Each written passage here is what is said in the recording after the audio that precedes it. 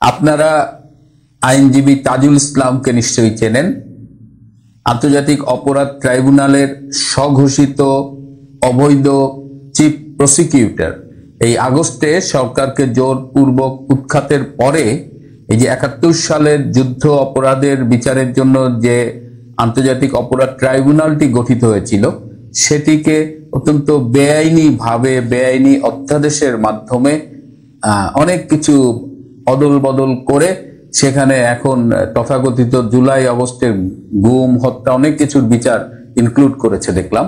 তো সেই ট্রাইব্যুনালের চিফ প্রসিকিউটর হিসেবে নিজেকে দাবি করেন, ঘোষণা করেছেন, অবৈধ সরকার তাকে নিয়োগ দিয়েছেন সেই তাজুল ইসলাম, যে মূলত 71-এর যুদ্ধ অপরাধীদের প্রধান কৌশলী হিসেবে ফাইট করেছে। সো সেই কনফ্লিক্ট অফ ইন্টারেস্টের জায়গা থেকেও তার কিন্তু বর্তমান চিফ প্রসিকিউটর হওয়ার কোনো নৈতিক সুযোগ নেই। তারপরেও তিনি জোর করে এই চিফ প্রসিকিউটর হয়েছেন। এবং আপনারা জানেন যে আইনের নামে, এই ট্রাইব্যুনালের নামে কি রকমের তামাশা চলছে। এবং তিনি যখন তখন মিডিয়া আসতেছেন, মিডিয়ায় একজন আইনজীবী হিসেবে কথা না বলে অনেকটা জামাতের মুখপাত্র হিসেবে এবং রাজনৈতিক গোপন অভিলাষ চরিতার্থ করার জন্য তিনি মিডিয়ায় নানা রকমের কথাবার্তা বলছেন এবং ইতিমধ্যেই তিনি যথেষ্ট বিতর্ক সৃষ্টি করেছেন।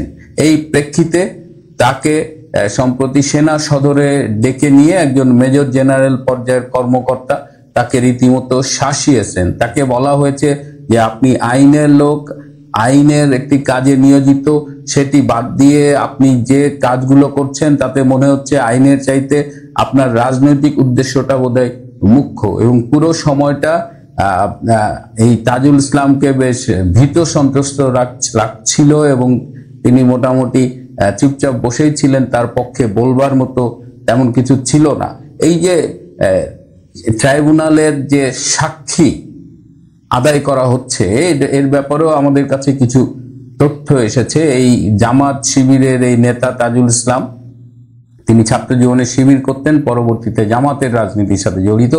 এই তাজুল ইসলাম এই প্রত্যেকটা সাক্ষীকে নানা রকমের, যারা গ্রেপ্তার হয়েছে কিংবা যাদের সাক্ষী দিতে নেওয়া হয়েছে, প্রত্যেককে নানা রকমের ভয় ভীতি দেখিয়ে সাক্ষী আদায় করছেন। এবং তিনি একটি সাক্ষী আদায় করছেন যে সব সাক্ষীকে ভয় ভীতি দেখে বলা হচ্ছে যে তিনি শেখ হাসিনার প্রত্যক্ষ নির্দেশে এই হত্যাকাণ্ডটি সংগঠিত করেছেন বা হোয়াট এভার, যে অপরাধী হচ্ছে সেটা নাকি শেখ হাসিনা প্রত্যক্ষভাবে তাকে নির্দেশ দিছে এটা সংগঠন করার জন্য। এবং খুবই অ্যালার্মিং একটা খবর আমি পেয়েছি, একজন আসামি বর্তমানে কারাবন্দী, তাকে এই জিজ্ঞাসাবাদের ঘরে নিয়ে যেয়ে তার স্ত্রী এবং তার সন্তানদেরকে ডাকানো হয়েছিল এবং স্ত্রী এবং সন্তানদের সামনে সম্পূর্ণ নগ্ন অবস্থায় ওই আসামিকে হাজির করে বলেছিল যে শেখ হাসিনার বিরুদ্ধে যদি সাক্ষী না দিস তাহলে তোর এই বাচ্চাদের এবং বউকে দেখায় বলা হয়েছিল যে এদের পৃথিবী থেকে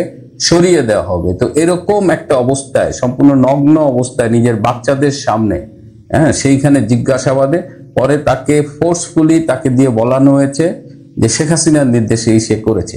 তো এই তাজুল ইসলাম এইভাবে এই আইনের এই নিজের ইচ্ছা মতো ব্যবহার করছে এবং তারা বলছে যে কয়দিন পরপরই বলছে 3 মাসের মধ্যে, 6 মাসের মধ্যে বিচার হবে। এবং তাদের একটাই উদ্দেশ্য হলো যে বিচারের রায় শেখ হাসিনার ফাঁসি দেওয়া। এবং শেখ হাসিনাকে তো ভারত থেকে আনতে পারবে না, তো আওয়ামী লীগের যে কয়েকজন অ্যারেস্ট আছে তার মধ্যে কয়েকজনকে গনে গনে তারা ফাঁসিতে ঝুলাইতে চায়। তারা আসলে 71-এর যুদ্ধ অপরাধী সেই নিজামী, মুজাহিদি, মীর কাসিম, যারা মানবতা বিরোধী অপরাধের জন্য শাস্তি পেয়ে ফাঁসিতে ঝুলেছিল, সেই হত্যার বিচার নিতে চায় এই নিজামীদের এই ভাবশিষ্য চেলা, এই জামাতি রাজাকারের বংশধর এই তাজুল ইসলাম। এবং তার কর্মকাণ্ডে বিরক্ত হয়ে দেশবাসী শুধু না, সেনা সদরে তাকে ডাকিয়ে নেওয়া হয়েছিল এবং তাকে হুঁশিয়ার করে দিয়ে বলা হয়েছে যে সে যেন আইনের এই বিষয়টি নিয়ে রাজনীতি করার অপচেষ্টা না করে এবং সে যদি ফার্দার এই কাজগুলো করে তাহলে তার পরিণতি ভালো হবে না।